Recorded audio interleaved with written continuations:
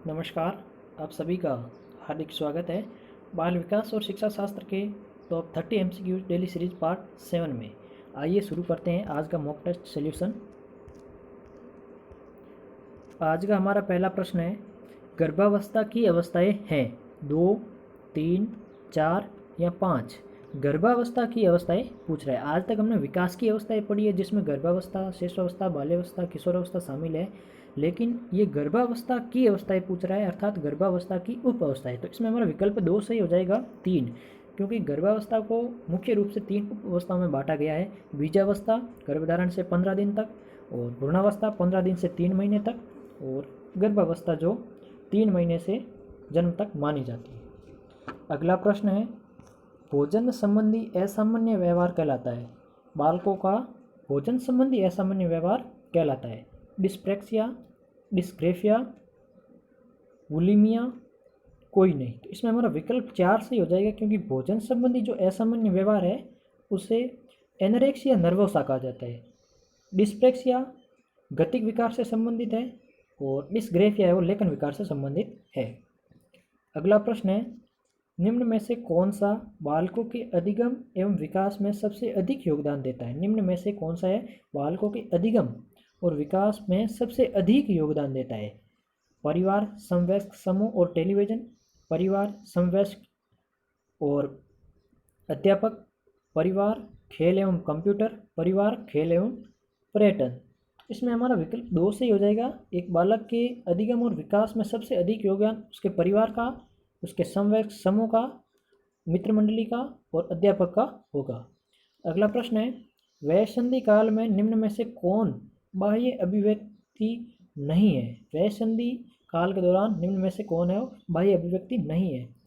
प्रभुता, सत्ता के विपरीत विरोध, अशांति, आत्मनिर्भरता के प्रति आग्रही, सक्रिय खेलों के स्थान पर बैठे रहकर खेलना अधिक पसंद। तो इसमें हमारा विकल्प 4 से ही हो जाएगा। बाकी वाले सभी जो वयस्संधि काल की एक विशेषता हम मान सकते हैं, अभिव्यक्ति मान सकते हैं, और जबकि विकल्प 4 है और सक्रिय खेलों के स्थान पर बैठे रहकर खेलना अधिक पसंद है, जबकि वयस्संधि काल के दौरान सक्रिय खेल है अधिक पसंद किए जाते हैं। वयस्संधि काल उत्तर बाल्यावस्था या फिर पूर्व किशोरावस्था को कहा जाता है। अगला प्रश्न है, दल या गैंग का सदस्य होने से सामाजिकरण उत्तर बाल्यावस्था में बेहतर होता है। निम्न में से कौन सा कथन इस विचार के विपरीत है। दल या गैंग का सदस्य होने से सामाजिकरण एवं बालक में उत्तर बाल्यावस्था के दौरान बेहतर होता है। निम्न में से कौन सा कथन इस विचार के विपरीत है। वयस्कों पर निर्भर न होकर सीखता है, जिम्मेदारी को निभाना सीखता है, अपने समूह के प्रति वफादार होना सीखता है, छोटी छोटी बातों पर झगड़ा करते हुए अपने गैंग से सदस्यों से लड़ाई मोल लेता है। इसमें हमारा विकल्प 4 से ही हो जाएगा, क्योंकि उत्तर बाल्यावस्था के दौरान बालक समूह में रहता है और उसमें सामाजिकरण का विकास भी बेहतर होता है, लेकिन ये छोटी छोटी बातों पर झगड़ा करते हुए अपने गैंग से सदस्यों से लड़ाई मोल लेता है। ये कथन इस विचारधारा के विपरीत होगा, बाकी वाले सभी इसके अनुरूप है। अगला प्रश्न है, खिलौनों की आयु कहा जाता है या फिर है। पूर्व बाल्यावस्था, उत्तर बाल्यावस्था, शेषावस्था या सभी। तो इसमें हमारा विकल्प 1 से ही हो जाएगा, खिलौनों की आयु पूर्व बाल्यावस्था को कहा जाता है। अगला प्रश्न है, एक शिक्षिका अपने शिक्षार्थियों की विभिन्न अधिगम शैलियों को संतुष्ट करने के लिए वैविध्यपूर्ण कार्य का उपयोग करती है। वह रिक्त स्थान से प्रभावित है। एक शिक्षिका है, वो अपने शिक्षार्थियों को विभिन्न अधिगम शैलियों को संतुष्ट करने के लिए वैविध्यपूर्ण अर्थात भिन्न भिन्न कार्यों का उपयोग करती है। तो वह किससे प्रभावित है। कोलबर्ग का नैतिक विकास सिद्धांत, गार्डनर के बहुबुद्धि सिद्धांत, वाइगोट्स्की के सामाजिक सांस्कृतिक सिद्धांत, पियाजे के संज्ञानात्मक विकास के सिद्धांत। तो इसमें हमारा विकल्प 2 से ही हो जाएगा, गार्डनर के बहुबुद्धि सिद्धांत। हम जानते हैं कि हार्वर्ड गार्डनर ने बहुबुद्धि सिद्धांत प्रस्तुत किया है बुद्धि के अंतर्गत, जिसमें उसने प्रमुख रूप से बुद्धि के 9 प्रकार बताए, जिसमें भाषाई बुद्धि, संहितात्मक बुद्धि, व्यक्तिगत आत्मान, व्यक्तिगत अन्य बुद्धि, प्रकृतिवादी बुद्धि, अस्तित्ववादी बुद्धि आदि प्रकार है। तो इस हिसाब से एक शिक्षिका है, वो अपने शिक्षार्थियों की विभिन्न अधिगम शैलियों को संतुष्ट करने के लिए वैविध्यपूर्ण कार्य का उपयोग करती है, अर्थात जिसमें संगीतात्मक बुद्धि अच्छी होगी वह शिक्षिका उसे उसके अनुरूप कार्य करवाएगी, और जिसमें भाषाई बुद्धि अच्छी होगी शिक्षिका उसे उसके अनुरूप कार्य करवाएगी। इस हिसाब से वो गार्डनर के बहुबुद्धि सिद्धांत से प्रभावित होकर के अपने शिक्षार्थियों की विभिन्न अधिगम शैलियों को संतुष्ट करने के लिए वैविध्यपूर्ण कार्यों का उपयोग करती है। अगला प्रश्न है, अधिकांश व्यक्तियों की बुद्धि औसत होती है। अधिकांश व्यक्तियों की बुद्धि औसत होती है। बहुत कम लोग प्रतिभा संपन्न होते हैं और बहुत कम व्यक्ति मंदबुद्धि होते हैं। यह कथन रिक्त स्थान के प्रतिस्थापित सिद्धांत पर आधारित है। बुद्धि और जातीय विभिन्नताओं, बुद्धि के वितरण, बुद्धि की वृद्धि, बुद्धि और लैंगिक विभिन्नताओं। इसमें हमारा विकल्प 2 सही हो जाएगा, बुद्धि के वितरण, क्योंकि ये बुद्धि के वितरण से संबंधित है। ये बता रहा है कि अधिकांश लोग औसत होते हैं, बहुत कम लोग प्रतिभा संपन्न होते हैं और बहुत कम मंद बुद्धि होती है। इस हिसाब से विकल्प 2 बुद्धि के वितरण आंसर सही होगा। अगला प्रश्न है, बुद्धि के बहुकारक सिद्धांत के प्रतिपादक है। बुद्धि के बहुकारक सिद्धांत के प्रतिपादक है मैकडुगल, टरमैन, थॉर्नडाइक या बर्ट। तो इसमें हमारा विकल्प 3 सही हो जाएगा। बुद्धि का बहुकारक सिद्धांत है वो थॉर्नडाइक ने दिया है। हालांकि एक और बहुकारक सिद्धांत है वो थ्रस्टन और केली ने दिया है, लेकिन यहाँ पर थॉर्नडाइक हमारा आंसर सही होगा। थॉर्नडाइक ने बुद्धि के बहुकारक के अंतर्गत 6 प्रकार की बुद्धियों का उल्लेख किया है, जिसमें आंकिक बुद्धि, तार्किक बुद्धि, शाब्दिक बुद्धि, स्मृति बुद्धि, भाषण बुद्धि और गत्यात्मक बुद्धि प्रमुख है। अगला प्रश्न है, निम्न में से गिलफोर्ड ने कौन सा बुद्धि का सिद्धांत प्रतिपादित किया। निम्न में से गिलफोर्ड ने बुद्धि का कौन सा सिद्धांत है वो प्रतिपादित किया है। बुद्धि का संरचना सिद्धांत, बुद्धि का एक खंड सिद्धांत, बुद्धि का द्विखंड सिद्धांत, बुद्धि का बहुखंड सिद्धांत। तो इसमें हमारा विकल्प 1 सही हो जाएगा। गिलफोर्ड ने बुद्धि का संरचना सिद्धांत प्रस्तुत किया है, जिसे बुद्धि का विमीय या त्रिआयामी सिद्धांत भी कहते हैं, जिसमें बुद्धि को प्रमुख रूप से 3 भागों में बांटा गया, संक्रिया, विषय वस्तु और उत्पादन। अगला प्रश्न है, बुद्धि का सर्वप्रथम सफल वैज्ञानिक मापन किसने किया। बुद्धि का सर्वप्रथम है वो सफल वैज्ञानिक मापन किसने किया है। बिनेट ने, स्पीयरमैन ने, थ्रस्टन ने या थॉर्नडाइक ने। तो बुद्धि का सबसे पहले सफल वैज्ञानिक मापन है वो बिनेट ने किया। अल्फ्रेड बिनेट नाम से जाने जाते हैं। 1905 के अंदर इन्होंने ये सफल वैज्ञानिक मापन किया है और इन्हें बुद्धि परीक्षाओं का जनक भी कहा जाता है। हालांकि बुद्धि का मापन तो इससे पहले भी शुरू हो गया था, लेकिन सफल और वैज्ञानिक मापन है वो बिनेट का ही माना जाता है। अगला प्रश्न है, निम्नलिखित में से कौन सा कथन सत्य है। निम्नलिखित में से कौन सा कथन सत्य है। लड़के अधिक बुद्धिमान होते हैं, लड़कियां अधिक बुद्धिमान होती है, बुद्धि का लिंग के साथ संबंध नहीं है, सामान्य लड़के लड़कियों से अधिक बुद्धिमान होते हैं। तो इसमें हमारा विकल्प 4 सही हो जाएगा, क्योंकि सामान्य नहीं या सामान्यतः है। सामान्यतः लड़के हो लड़कियों से अधिक बुद्धिमान होते हैं, क्योंकि हमने बुद्धि को प्रभावित करने वाले कारकों के अंतर्गत पढ़ा है कि बुद्धि लिंग से प्रभावित होती है। अगला प्रश्न है, तनाव को कम करने का अप्रत्यक्ष उपाय कौन सा है। तनाव को कम करने के लिए अप्रत्यक्ष उपाय कौन सा है। तादात्म्यकरण, लक्ष्यों का प्रतिस्थापन, बाधा का निवारण या निर्णय। इसमें हमारा विकल्प 1 सही हो जाएगा, क्योंकि तादात्म्यकरण एक प्रकार की रक्षा युक्ति है और रक्षा युक्तियाँ कोई अप्रत्यक्ष उपाय कहते हैं समायोजन स्थापित करने या कुसमायोजन को दूर करने के लिए। बाकी वाले सभी प्रत्यक्ष है, लक्ष्यों का प्रतिस्थापन, निर्णय या फिर बाधा का निवारण। अगला प्रश्न है, एक बालक को अध्यापक द्वारा डांट पड़ने पर वह अपने छोटे भाई बहन को पीटता है, यह उदाहरण है। एक बालक को अध्यापक द्वारा डांट पड़ने पर वह अपने छोटे भाई बहन को पीटता है, तो यह उदाहरण है विस्थापन, दमन, क्षतिपूर्ति या प्रक्षेपण। तो इसमें हमारा विकल्प 1 सही हो जाएगा, विस्थापन। विस्थापन के दौरान क्या होता है कि एक जगह का गुच्छा, एक जगह का कुसमायोजन दूसरे जगह पर जाकर के वापस समायोजन होना। मान लो एक व्यक्ति ऑफिस में बॉस के साथ बहस हो गई, तो घर आकर के अपनी बीवी और बच्चों को पीटता है, तो वो एक प्रकार का विस्थापन हो जाता है। अगला प्रश्न है, निम्न में से कौन सृजनात्मकता से संबंधित नहीं है। निम्न में से कौन सृजनात्मकता से संबंधित नहीं है। मौलिकता, प्रवाह, मितव्ययिता, निरंतरता। तो इसमें हमारा विकल्प 3 सही हो जाएगा, मितव्ययिता। बाकी वाले सभी सृजनात्मकता से संबंधित है, मौलिकता, प्रवाह और निरंतरता। मितव्ययिता का सृजनात्मकता से कोई संबंध नहीं है। अगला प्रश्न है, डिसलेक्सिया संबंधित है मानसिक विकार, गणितीय विकार, पठन विकार या व्यवहार संबंधी विकार। डिसलेक्सिया के बारे में पूछ रहा है तो ये पठन विकार हो जाएगा। गणितीय विकार डिसकैलकुलिया में होता है। अगला प्रश्न है,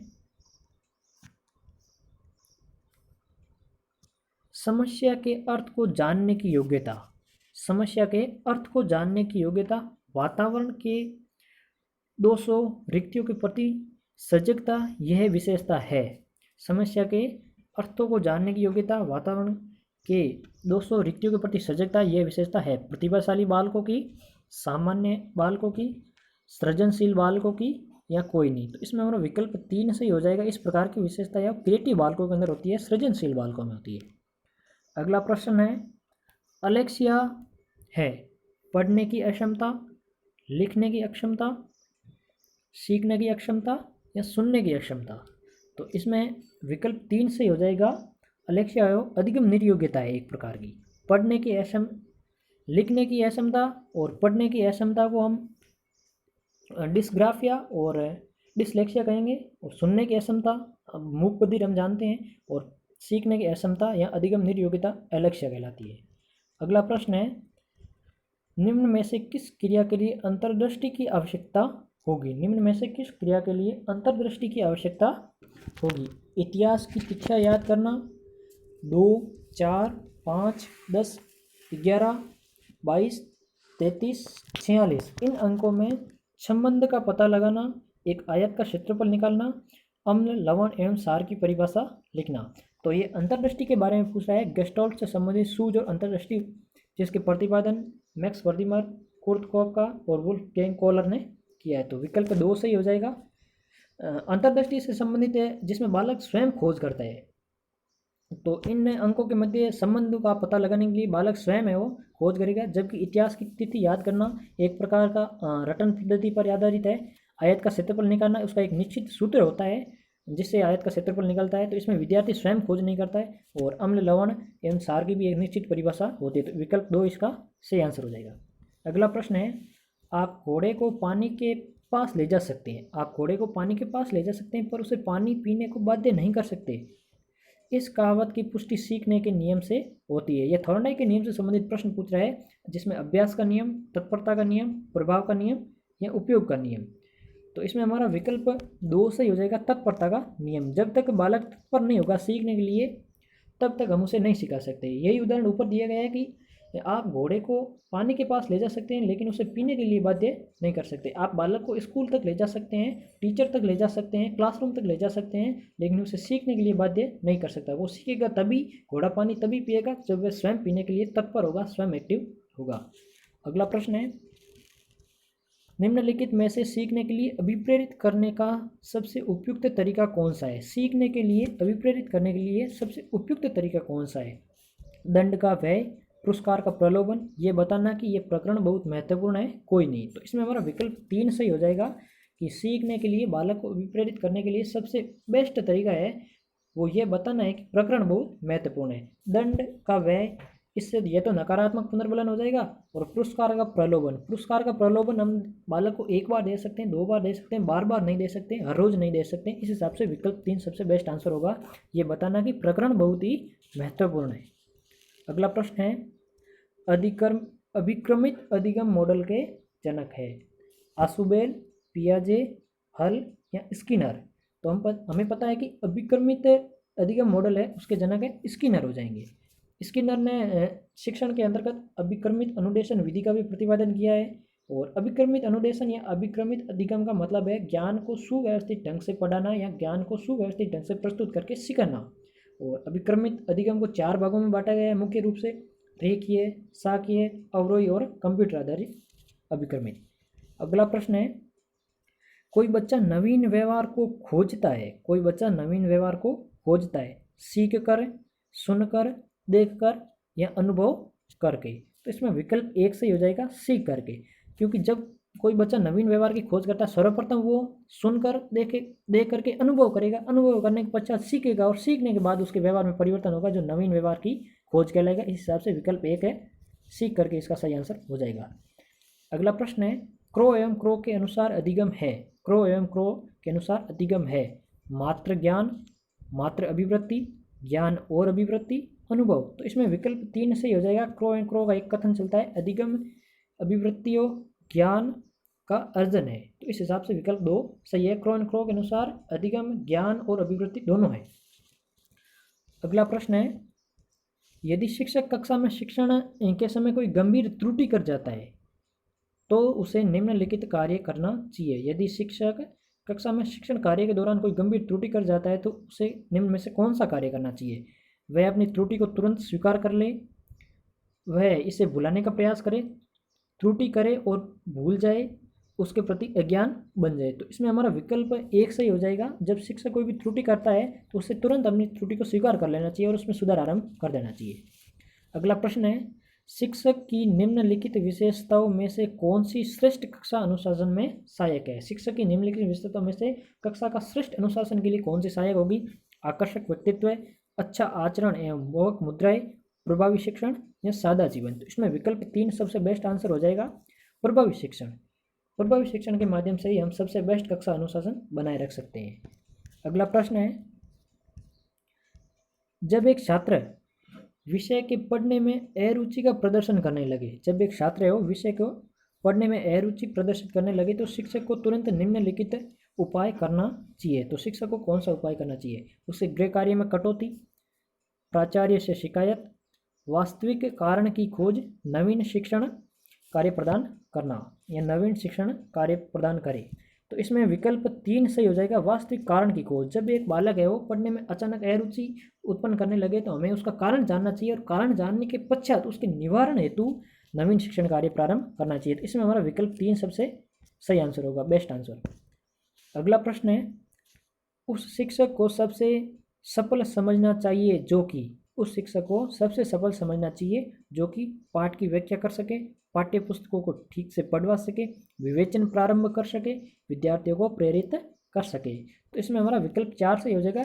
जो शिक्षक विद्यार्थियों को प्रेरित करता है, विद्यार्थियों को सीखने हेतु विद्यार्थियों में अभिप्रेरणा उत्पन्न करता है, वह शिक्षक सबसे सफल शिक्षक कहलाता है। अगला प्रश्न है, शिक्षण एक प्रक्रिया की भांति सम्मिलित करता है। शिक्षण है वो एक प्रक्रिया के भांति सम्मिलित करता है।